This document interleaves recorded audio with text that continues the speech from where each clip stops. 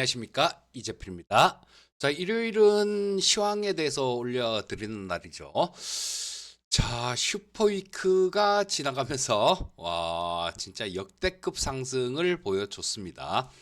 제가 봄 정도에 뭐 탄핵 선고 있고 그러고 난 다음에 대선하고 그 대선 전 그리고 대선 후에도 TV 방송에 출연해서 올해는 모르겠고 내년에는 앞에 사자를 볼 수 있을 것 같습니다라는 얘기를 해드렸는데요.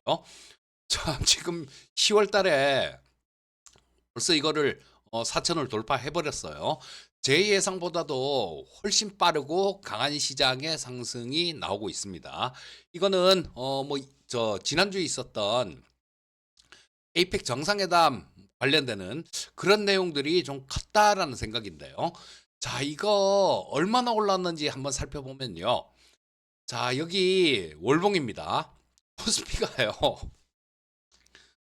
10월달 한 달 동안만 19.94%가 올라왔어요.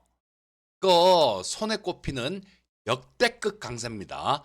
자, 보시면 이거보다 더 많이 올라온 적이 있었을까요? 없었을까요? 있었어요.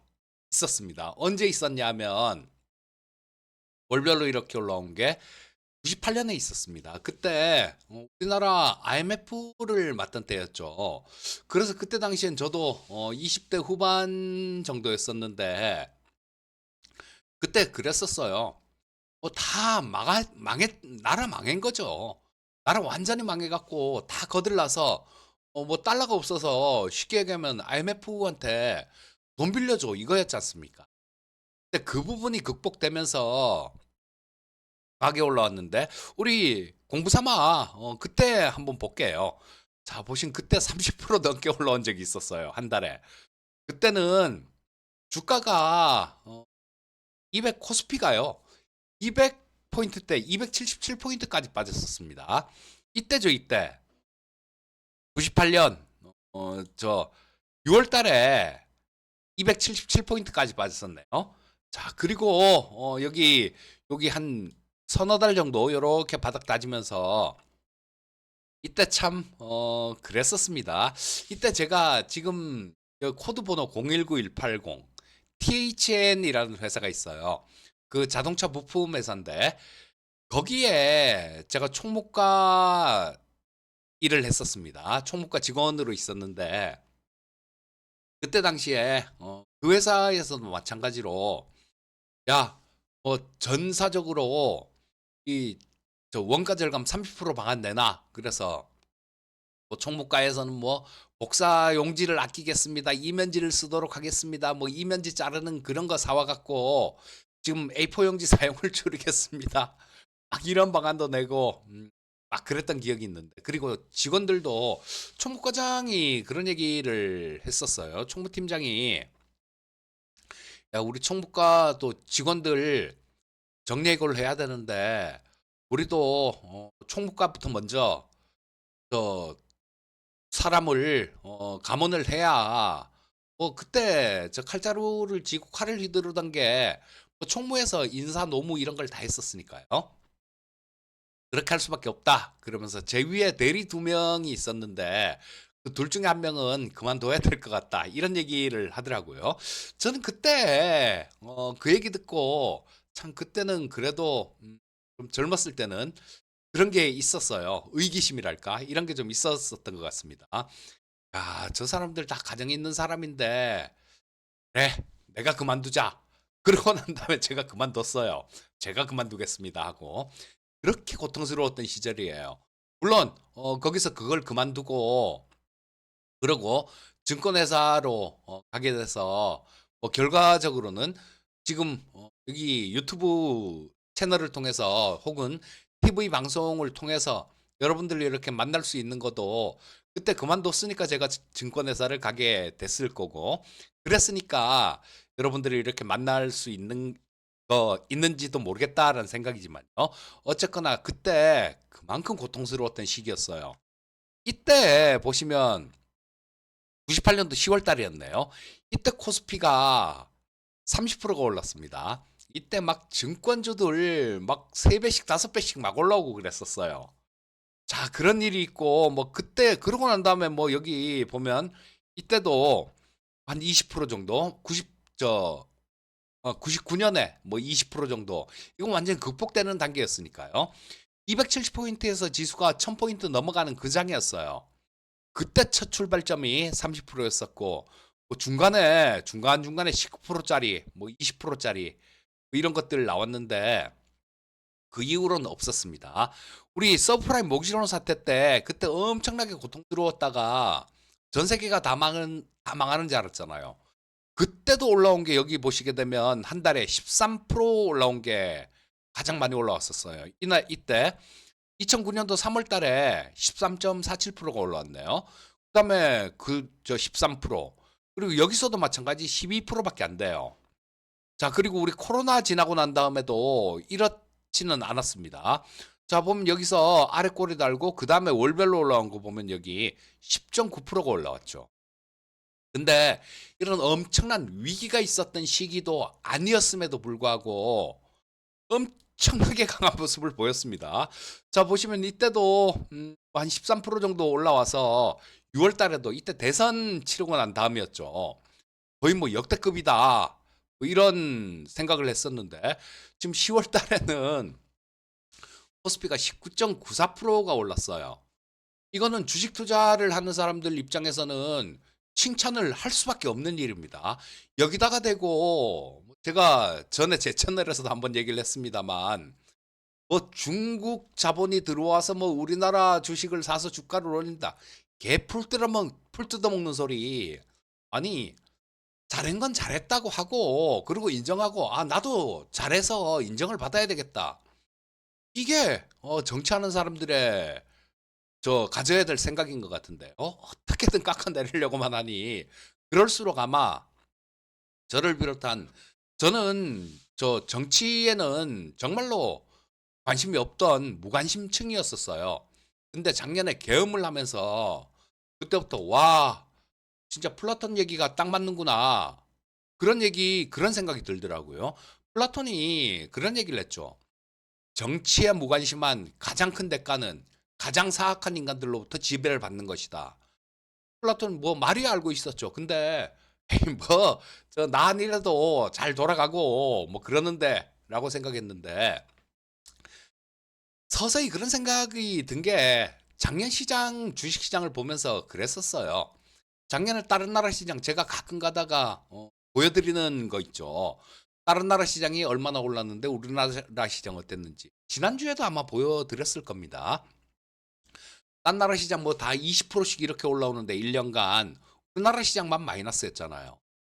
그러던 차에 뭐 계엄이 있고 그렇다고 뭐 제가 뭐 민주당의 골수 팬 이런 건 아닙니다. 다만 잘 하고 있는 것 같아요. 지금 잘 하니까 박수 쳐 주는 거고 그런 겁니다. 그리고 주식 시장에 몸담고 있는 저로서는 될 수 있으면 정치 성향을 안 가지려고 해요. 왜냐하면 정치 성향을 강하게 갖고 있다 보면 주식에 방해가 됩니다. 자, 뭐 보면 그런 분들이 많아요. 제가 그 AI 관련되는 거 뭐 대표적인 게 솔트룩스죠. 이거를 우리 생방송 회원방하고 TV 방송 그리고 제 채널에서까지 계속 많이 말씀을 드렸었어요. 근데 이걸 못 산 이유를 보면 아 나는 이재명이가 싫어. 나는 민주당이 싫어. 이런 이유로 못 산 분들도 많이 있습니다. 그래서 정치 성향은요. 그냥 버리세요. 버리셔야 됩니다. 그래야 주식 투자에서 제대로 좀 된 수익을 낼 수 있습니다. 아니 뭐 집회하는 데 가서 정치 성향들 표출하시고 뭐 친구들하고 술자리에서 표출하세요. 주식 시장에서는 정치 성향을 갖지 않는 게 좋습니다. 자, 이번에 한미, 한중 정상회담이 있었는데 여기서도 잘했다라고 저는 생각해요. 자, 왜냐하면 지금 한미 정상회담이 먼저 있었는데요. 자, 이거잖아요. 처음에 트럼프가 3,500억 불 내놔라. 선불이다. 이런 얘기를 했어요. 뭐 일본은 뭐 이면 합의가 있었는지 모르겠는데 뭐 일본 내부 관료들은 뭐 그런 얘기를 하죠. 뭐 이거 5,500억 불인데 이거 한 번에 트럼프가 얘기하는 것처럼 한 번에 다 나가는 건 아니다. 그러면서 뭐 그런 얘기를 하는데요. 어쨌거나 우리한테 요구하길 5,500억 불을 내놔. 이거였었는데 이거를 총액은 같은데요. 그렇게 했지 않습니까? 조선은 마스가에 1,500억 불. 이거는 따로 전에 합의할 때도 우리는 따로 떼내는 걸로 합의했는데 미국에서 엉뚱한 소리를 한 거죠. 어쨌든 1,500불은 마스가 조선 관련되는 이쪽에 투자되는 거고 이거는 민간이 투자하는 거 그리고 보증을 하는 거 이런 것들 다 포함이 된 내용입니다. 자 그리고 2천억 불을 했는데요. 2천억 불을 투자를 한다 그러는데 이게 10년간이잖아요. 10년에서 나눠서 하겠다. 그리고 연간 상한선을 200억 불로 하겠다. 이건 상한선이에요. 가장 많이 투자했을 때. 근데 이 사업의 진척도에 따라서 저 입금을 하는 걸로 그리고 이 사업 내용도 마찬가지입니다. 일본 같은 경우는 묻지마잖아요. 야, 돈 많네. 우리가 알아서 할게. 이거 그랬을 경우에는 다른 엄한데 수익 안 되는데 뭐 국민들 편의를 위해 갖고 시설들 예를 들어 뭐 고속도로 같은 것들 차도 얼마 안 다니는데 그런 데다 고속도로를 쫙 깔면 국민들이야 좋겠죠. 이용하는 국민들이야 좋을 텐데 그거를 수익성이 없는 이런 부분에다 투자를 하면 안 되지 않습니까? 그래서 또 투자를 하는 거는 저 미국 상무장관이 위원장이에요. 투자를 결정하는 건. 근데 거기에다가 자문을 두는 기구를 하나 두기로 했습니다. 여기에는 우리가 참여할 수 있는 거예요. 자, 근데 이 결정은 어쨌거나 러트닉 상무장관이 하는 그 위원회에서 결정을 하는 거니까 자문을 하더라도 안 받아들일 수는 있죠. 근데 여기서 또 오더를 줘야 되지 않습니까? 이렇게 해라. 그러면 그 프로젝트 매니저 거기에는 우리가 참여를 한다라는 얘기예요. 자, 그래서 실제로 들어가는 돈은요. 전 200억 달러보다 훨씬 적다라고 봅니다. 연간 200억 달러보다. 자, 그래서 부담을 좀 많이 크게 덜은 거 이게 상당히 좀 좋은 그런 부분 아니었나 싶은 생각이 들고요. 또 그렇잖아요. 뭐 우리끼리 얘기지만 트럼프 이제 3년 남았습니다. 트럼프 3년 남았어요. 조금 버티다 보면 트럼프 그만두겠죠. 그러면 다른 정권이 들어왔을 때 좀 더 좋은 조건이 로 완화할 수도 있습니다. 그리고 그런 부분들도 있을 수 있어요. 뭐 미국 정부도 다른 정부가 들어오더라도 야 너네 투자한 건 더 투자해야 돼. 저 계속 투자해야 돼. 이렇게 나올 수 있습니다. 그러면 그때 또 뭔가 어려운데 그러면서 알았어 우리가 이건 약속한 거니까 할게. 대신 니들은 뭘 좀 줘. 이렇게 또 따로 얻어낼 수 있는 부분들이 있습니다. 그래서 이거는 상당히 좀 저는 잘했다라고 그렇게 생각합니다. 자, 그래서 일단 한미 관세 협정 뭐 이게 마무리되고 그리고 젠슨 황이 또 우리나라 기업들하고 많은 좋은 얘기들을 했죠. 같이 사업을 하는 부분들. 또 피지컬 AI 쪽도 얘기가 나오던데 뭐 피지컬 AI 얘기 나오니까 레인보우 로보틱스가 급등을 해요. 레인보우 로보틱스가 만 24% 정도 급등했는데 이거 우리 생방송 회원방 회원님들 그대로 갖고 있습니다. 그대로 갖고 있어요. 자, 우리 22,000원 아래에서 산 거, 그건 5만 원 넘어서 그 원금 회수하고 그리고 12만 5천 원에 20%만 팔았습니다. 그리고 또 여기서 이때 작년에도 12월 달에 많이 샀거든요. 로봇주들 이것저것 많이 사고 이 레인보우 로보틱스 같은 경우도 비중 30%까지 실으셔도 됩니다. 13만 원 아래에선 그렇게 지르셔도 돼요. 라고 말씀드렸는데 그거를 원금 매수를 하고 아마 이날일 겁니다. 이날 42만 원 정도였던 것 같은데 보유하고 있는 거에 20%만 차익 실현했어요. 그리고 뭐 이쪽에서 사서 짧게 단타를 몇 번 쳤고 이거는 그대로 두고 단타를 친 겁니다. 그거 아직도 보유하고 있는데 자 이거 좀 크게 보면요. 저는 이 레인보우 로보틱스가 코스닥 시가총액 1위 가능성도 있다라고 봅니다. 1위 가능성도 있다라고 봐서 팔 계획이 없어요. 계속 들고 갈 겁니다. 제가 이 얘기는 해드리는 이유는 세상을 보십사 하는 그런 뜻으로 말씀드리는 거예요. 앞에 시세 왔다 갔다 왔다 갔다 뭐 아이고 오늘 얼마 올랐네 오늘 얼마 빠졌네. 물론 그것도 중요하겠지만요. 거기에 너무 매몰돼 있다 보면 정작 큰 거를 놓치고 큰 수익을 줄 수 있는 종목들 이런 종목들을 조기에 너무 일찍 파는 그런 우를 범할 수 있습니다.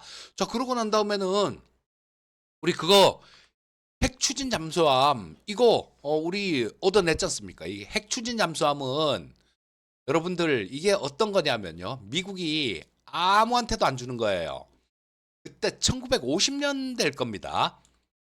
이 미국은 영국의 청교도들이 넘어가서 만든 나라가 미국이잖아요.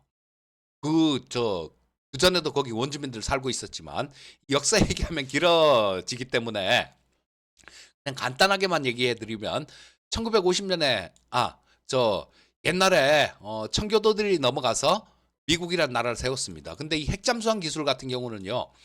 영국에도 1950년도에 한번 딱 요렇게 기술 좀 이전해 주고 다른 국가 어떤 국가에도 허용을 안 했던 거예요. 자, 호주 지금 뭐 잠수함 뭐 핵잠수함 뭐 이런 거 도입 얘기 나오면 그건 미국에서 다 만들어 갖고 물건만 주는 거 그걸 얘기하는 겁니다. 근데 트럼프가 핵 추진 잠수함 뭐 이런 것들을 얘기를 하면서 처음에 이 대통령이 그런 얘기를 했죠. 저 그거를 대놓고 얘기를 하더라고요. 우리가 잠수함 다 만들 테니까 미국은 그 연료 수출을 핵연료 수출을 이걸 좀 허용해 줘라. 우리가 핵 농축을 못 하니까 그러는 거 아니냐. 자, 근데 그 얘기 나오고 난 다음에 우리가 뭐 잠수함 정도 만들 수 있는 능력은 충분히 있죠. 미국에서 트럼프가 일부 일부 핵잠수함의 일부 기술들도 공유 가능하다 이런 얘기를 했어요. 자, 이건 미국이 도와준다라면 훨씬 좋죠. 이건 필라델피아에 있는 필리 조선소에서 만들 텐데 핵잠수함 한 대가 2조씩 이렇게 합니다. 2조씩 이렇게 해요. 우리 디젤 잠수함 이런 것들은요. 잠수해서 한 10일에서 15일 만에 한 번씩 이렇게 올라와야 돼요. 올라와서 뭐 연료도 보충해야 되고 뭐 해야 되는 것들이 있습니다. 근데 이 핵잠수함은요. 이론상으로는 그냥 뭐 1년이고 10년이고 그냥 바다 밑에 그냥 딱 이렇게 있을 수 있어요. 이렇게 있을 수 있기 때문에 이거 게임 체인저가 될 겁니다. 이거 2조가 돼요. 한 대, 한 대에. 자, 뭐 우리가 이걸 만들어서 수출을 하거나 그러진 않겠지만요. 한 10년이면 전력화할 수 있을 거다. 그런 뉴스 나오는데 연구는 벌써 옛날에 뭐 한 20년 정도 전부터 연구는 계속 됐다 그래요. 우리나라도. 자, 그래서 이거 굉장히 좋은 거죠. 그리고 이 트럼프한테 취향을 제대로 저격한 것 같아요. 트럼프 왕관 좋아하잖아요. 금 좋아하잖아요. 그래서 그 무궁화 대훈장 거기에는 한 190도 원 정도 들어갔다라고 얘기를 합니다. 그리고 왕관에는 뭐 한 200 몇십 도 원 정도 들어갔대요. 근데 그걸 주고 트럼프 비율을 맞추고 핵잠수함 이런 걸 끌어냈으니까 가져왔으니까 저는 그리고 관세 협상도 마무리 지었고 연 200억 불 상한선을 두고 마무리 지어서 한미 정상회담 참 잘 됐다 이런 생각입니다. 그리고 그것 때문에 야 이거 중국 애들이 싫어하는 거 아니야? 이런 생각은 들더라고요. 안 그래도 그 시진핑 만나기 전에 핵잠수함 트럼프 승인한다라는 얘기가 나오고 중국 네티즌들이요. 너무 새끼들은 뭐 하여튼 그런 반응을 보인 애들도 있대요. 이재명은 윤석열보다 더 극악무도한 놈이다. 이런 얘기를 한 애들도 있어요. 그만큼 중국 애들이 알레르기 반응을 일으켰기 때문에 야 이거 한중 정상회담에서 뭐 좀 또 삐걱대는 그런 모습 나오는 거 아닌가 살짝 그런 걱정은 했었거든요. 근데 거기서도 잘 풀린 것 같습니다. 시진핑이 바둑을 좋아한다 그러죠. 그래서 이 가장 고급 그 나무 이름이 좀 특이하던데 나무 이름은 까먹었는데요. 그 바둑판을 선물을 했대요. 그리고 박진영 그 장관급이죠. 박진영이 저 이거를 시진핑한테 우리 북경에서 대규모 공연하는 거 그거 한번 어떻습니까? 그러니까 시진핑이 그 자리에서 뭐 나도 그렇게 생각한다. 그러면서 그 자리에서 왕위를 불렀대요. 왕위를 불러 갖고 지시를 하는 그런 장면이 있었다라고 얘기를 합니다. 뭐 월요일부터 또 엔터주들 또 막 월요일 날 난리를 칠 것 같은데요. 뭐 하여튼 굉장히 성공적인 외교가 아니었나 싶은 생각이 듭니다. 자, 이번 주에 워낙 시장도 많이 올랐고 이슈들도 많았기 때문에 그 얘기를 좀 해드렸고요. 자, 요거 보시게 되면요. 지금 그나마 다행인 게 제가 제일 걱정되는 부분이 파생시장에서 수급이었어요.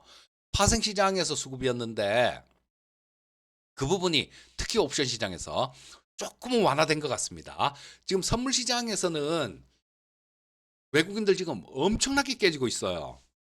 자, 그래서 얘네들이 야, 이거 이 선물 시장에서 외국인들이 이렇게 당했으니까 사실 이번 주에는 이제 어떤 재료들 요런 것들이 좀 공백 상태지 않습니까?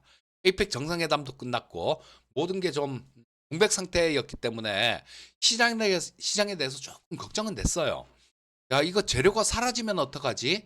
야, 이거 지금 역대급으로 이렇게 급등한 시장인데 산이 높으면 골이 깊다는 얘기 있는데 그리고 파생 시장에서 외국인들 수급도 상당히 좀 하방을 많이 잡아놓고 있어서 야, 이거 뭐 물론 조금 중장기적으로 조금만 길게 보면요. 이 변동성이 있다고 하더라도 그거는 그렇게 크게 길게 오래 가진 않을 겁니다. 자, 뭐 다음 주가 저 옵션 만기기 때문에 자, 보시게 되면 11월 13일이 옵션 만기네요. 그렇기 때문에 그 전에는 옵션 만기 때까지는 일부 흔들림이라든가 이런 게 좀 있을 수 있겠는데 뭐 그다음엔 또 좋을 것 같은데 이런 생각을 하고 있었는데요. 자, 많이 올랐으니까 뭐 어느 정도 변동성이 나올 수 있다라는 거. 그 부분은 어느 정도 조금 염두에 두고 투자는 해야 될 것 같습니다. 자, 근데 다행인 게 그나마 이 파생 시장, 옵션 시장에서 수급이 금요일 날 좀 나아졌어요. 자, 보시면 콜옵션 매도 포지션이 굉장히 많았었거든요. 자, 지금 보시면 요거 누적으로 한번 볼게요. 자, 만기 이후로 누적 수급으로 보면 10월 10일이 옵션 거래 첫날이었죠. 11월 옵션 첫날이었습니다. 자, 콜옵션 보게 되면 이때까지만 하더라도 그 전에 수요일까지만 하더라도 누적 콜옵션 매도 포지션이 530억이었어요.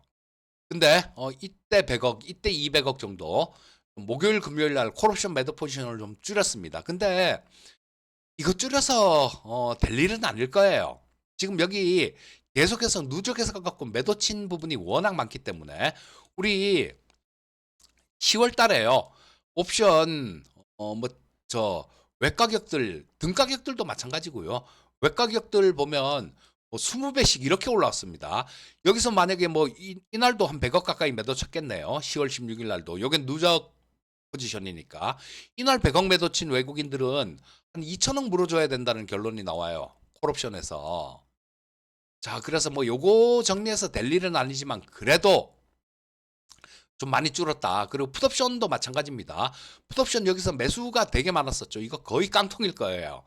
풋옵션 쪽 같은 경우는 매수했던 거 조금 정리를 하는데 풋 매수 포지션은 어느 정도 좀 정리가 된 거 아닌가 싶습니다. 왜냐하면 이거 뭐 38억 매도 쳤던 거 이거 열토막 나면 3억 8천 뭐 이거밖에 안 되니까 뭐 거의 풋 매수 포지션 같은 경우는 어느 정도 정리가 된 것 같은데 홀매도 포지션이 아직까지 남아 있어요.